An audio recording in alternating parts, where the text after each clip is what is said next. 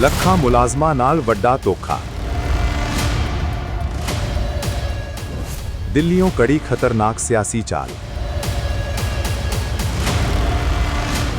ਰਾਹਤ ਦਾ ਨਾਂ ਗੁਲਾਮੀ ਦਾ ਕਾਨੂੰਨ।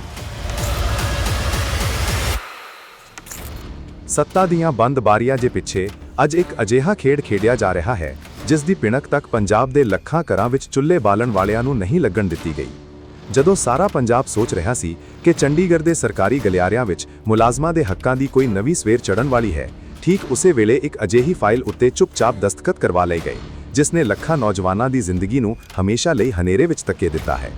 ਇਹ ਕੋਈ ਸਾਧਾਰਣ ਕਾਗਜ਼ੀ ਕਾਰਵਾਈ ਨਹੀਂ, ਸਗੋਂ ਪੰਜਾਬ ਦੇ ਮਾਨਸੂਨ ਸੈਸ਼ਨ ਦੇ ਆਖਰੀ ਦਿਨ ਯਾਨੀ ਅੱਜ ਸੋਮਵਾਰ 10 ਅਗਸਤ ਨੂੰ ਖੇਡੀ ਗਈ ਇੱਕ ਅਜਿਹੀ ਸਿਆਸੀ ਚਾਲ ਹੈ ਜਿਸ ਦੀ ਪਲੈਨਿੰਗ ਪੰਜਾਬ ਤੋਂ ਦੂਰ ਦਿੱਲੀ ਦੇ ਬੰਦ ਕਮਰਿਆਂ ਵਿੱਚ ਬੈਠ ਕੇ ਕਰੀ ਗਈ ਸੀ।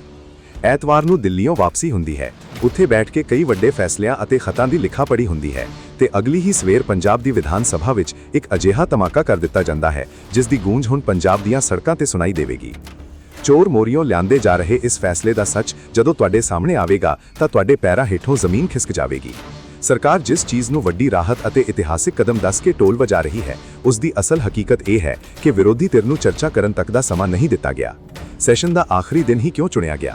ਕਿਉਂਕਿ ਸਰਕਾਰ ਜਾਣਦੀ ਸੀ ਕਿ ਜੇਕਰ ਇਸ ਮੁੱਦੇ ਤੇ ਖੁੱਲ੍ਹ ਕੇ ਬਹਿਸ ਹੋ ਗਈ ਤਾਂ ਸਦਨ ਤੋਂ ਲੈ ਕੇ ਸੜਕਾਂ ਤੱਕ ਬਵਾਲ ਮਚ ਜਾਵੇਗਾ। ਅੱਜ 10 ਅਗਸਤ ਨੂੰ ਸਦਨ ਵਿੱਚ ਜੋ ਪੇਸ਼ ਕੀਤਾ ਜਾ ਰਿਹਾ ਹੈ ਉਹ ਪੰਜਾਬ ਦੇ ਹਜ਼ਾਰਾਂ ਆਊਟਸੋਰਸ ਮੁਲਾਜ਼ਮਾਂ ਦੇ ਭਵਿੱਖ ਨਾਲ ਕੀਤਾ ਗਿਆ ਇੱਕ ਅਜਿਹਾ ਕੋਝਾ ਮਜ਼ਾਕ ਹੈ ਜਿਸ ਨੂੰ ਰਾਹਤ ਦਾ ਨਾਂ ਦੇ ਕੇ ਪਰੋਸਿਆ ਜਾ ਰਿਹਾ ਹੈ, ਪਰ ਅਸਲ ਵਿੱਚ ਇਹ ਗੁਲਾਮੀ ਦਾ ਇੱਕ ਨਵਾਂ ਕਾਨੂੰਨੀ ਲਿਬਾਸ ਹੈ।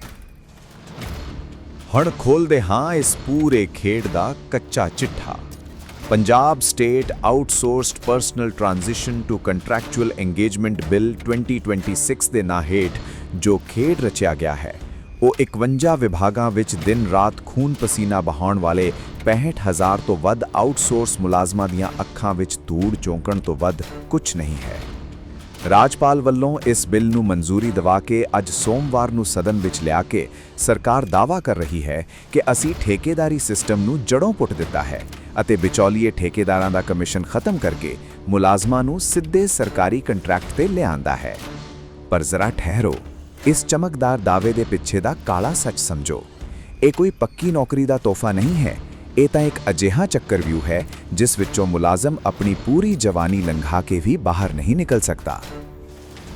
ਬਹੁਤ ਲੰਬੇ ਅਰਸੇ ਤੋਂ ਪੰਜਾਬ ਦੇ ਅੰਦਰ ਜਦੋਂ ਪੰਜਾਬ ਵਿੱਚ ਅਕਾਲੀ ਦਲ ਬੀਜੇਪੀ ਦੀ ਸਰਕਾਰ ਸੀ ਜਾਂ ਕਾਂਗਰਸ ਪਾਰਟੀ ਦੀ ਸਰਕਾਰ ਰਹੀ ਤਾਂ ਬਹੁਤ ਸਾਰੇ ਕਾਮੇ, ਬਹੁਤ ਸਾਰੇ ਪੰਜਾਬ ਦੇ ਉਹ ਲੋਕ ਜਿਹੜੇ ਆਊਟਸੋਰਸ ਦੇ ਉੱਤੇ ਸਰਵਿਸ ਵਿੱਚ ਲਏ ਗਏ ਸੀ, ਯਾਨੀ ਕਿ ਸਾਡੇ ਕਾਮੇ ਜਿਹੜੇ ਠੇਕੇਦਾਰਾਂ ਰਾਹੀਂ ਕੰਮ ਜਿਹਨਾਂ ਤੋਂ ਕਰਵਾਇਆ ਜਾਂਦਾ ਸੀਗਾ, ਉਹਨੂੰ ਲੈ ਕੇ ਅੱਜ ਇੱਕ ਮਹੱਤਵਪੂਰਨ ਬਿੱਲ, ਇੱਕ ਇਤਿਹਾਸਕ ਬਿੱਲ ਜਿਹੜਾ ਮਨੀ ਬਿੱਲ ਜਿਹਨੂੰ ਅਸੀਂ ਕਹਿੰਦੇ ਆਂਗੇ, ਉਹ ਮਨੀ ਬਿੱਲ ਜਿਹੜਾ ਅੱਜ ਅਸੀਂ ਪਾਸ ਕੀਤਾ ਕਿ ਆਊਟਸੋਰਸ ਤੇ ਕੰਮ ਕਰਦੇ ਕਾਮਿਆਂ ਨੂੰ ਸਿੱਧੇ ਤੌਰ ਤੇ ਸਰਕਾਰ ਦੇ ਅਧੀਨ ਕੰਟਰੈਕਟ ਤੇ ਲੈਣ ਸੰਬੰਧੀ ਇਹ ਬਿੱਲ ਜਿਹੜਾ ਅੱਜ ਪੰਜਾਬ ਦੀ ਕੈਬਨਿਟ ਨੇ ਮਨਜ਼ੂਰ ਕੀਤਾ। ਸਰਦਾਰ ਭਗਵੰਤ ਸਿੰਘ ਮਾਨ ਜੀ ਨੇ ਇਸ ਬਿੱਲ ਨੂੰ ਮਨਜ਼ੂਰੀ ਦਿੱਤੀ ਆ ਤਾਂ ਹੁਣ ਇਹ ਬਿੱਲ ਜਿਹੜਾ ਕੱਲ ਜਾਂ ਪਰਸੋਂ ਜਾਂ ਮੰਡੇ ਨੂੰ 3 ਦਿਨਾਂ ਦੇ ਅੰਦਰ ਅੰਦਰ ਪੰਜਾਬ ਵਿਧਾਨ ਸਭਾ ਦੇ ਟੇਬਲ ਹੋਊਗਾ, ਜਿਹਨੂੰ ਅਸੀਂ ਪਾਸ ਕਰਕੇ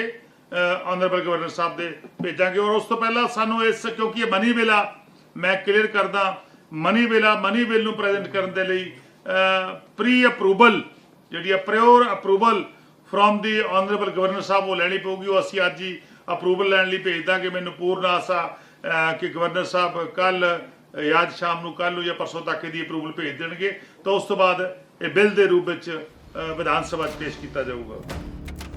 ਇਸ ਬਿੱਲ ਦੀਆਂ ਸ਼ਰਤਾਂ ਸੁਣ ਕੇ ਹੀ ਰੂਹ ਕੰਬ ਜਾਂਦੀ ਹੈ। ਸਰਕਾਰ ਕਹਿੰਦੀ ਹੈ ਕਿ ਜਿਨ੍ਹਾਂ ਗਰੁੱਪ ਸੀ ਅਤੇ ਡੀ ਦੇ ਆਊਟਸੋਰਸ ਮੁਲਾਜ਼ਮਾਂ ਨੇ ਲਗਾਤਾਰ 5 ਸਾਲ ਸੇਵਾ ਕੀਤੀ ਹੈ ਉਹ ਸਿੱਧੇ ਸਰਕਾਰੀ ਕੰਟਰੈਕਟ ਤੇ ਆਉਣਗੇ।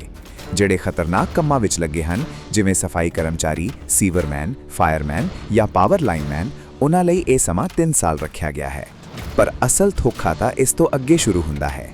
ਕੰਟਰੈਕਟ ਤੇ ਆਉਣ ਤੋਂ ਬਾਅਦ ਵੀ ਤੁਹਾਨੂੰ ਪੱਕੇ ਹੋਣ ਦੀ ਕੋਈ ਗਾਰੰਟੀ ਨਹੀਂ ਮਿਲਦੀ।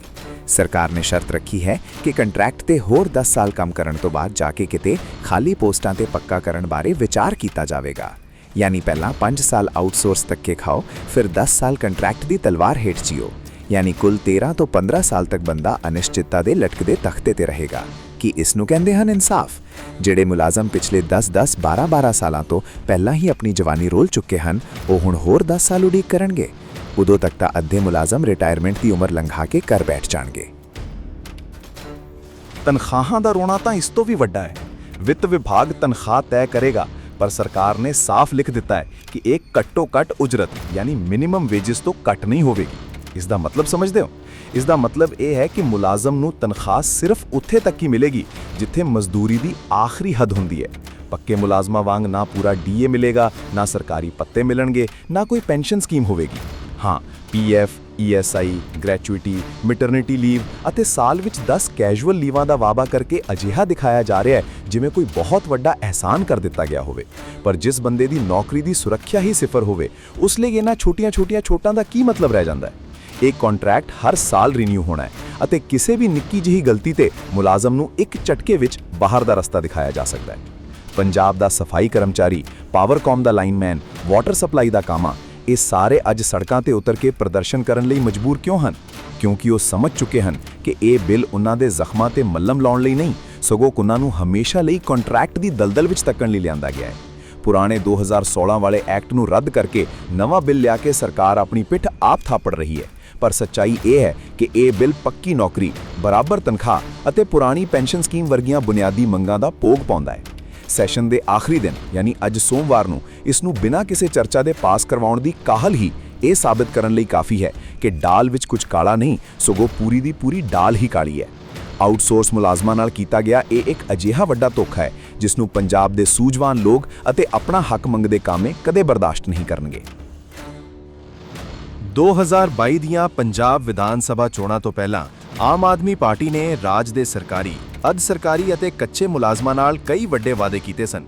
ਪਾਰਟੀ ਦਾ ਸਭ ਤੋਂ ਪ੍ਰਮੁੱਖ ਵਾਅਦਾ ਠੇਕੇਦਾਰੀ ਸਿਸਟਮ ਨੂੰ ਜੜੋਂ ਖਤਮ ਕਰਨਾ ਅਤੇ ਪਿਛਲੇ ਲੰਮੇ ਸਮੇਂ ਤੋਂ ਘੱਟ ਤਨਖਾਹਾਂ ਤੇ ਕੰਮ ਕਰ ਰਹੇ ਲਗਭਗ 36,000 ਕੱਚੇ, ਅਸਥਾਈ, ਦਿਹਾੜੀਦਾਰ ਅਤੇ ਆਊਟਸੋਰਸ ਮੁਲਾਜ਼ਮਾਂ ਨੂੰ ਸਿੱਧਾ ਪੱਕਾ ਕਰਨਾ ਸੀ।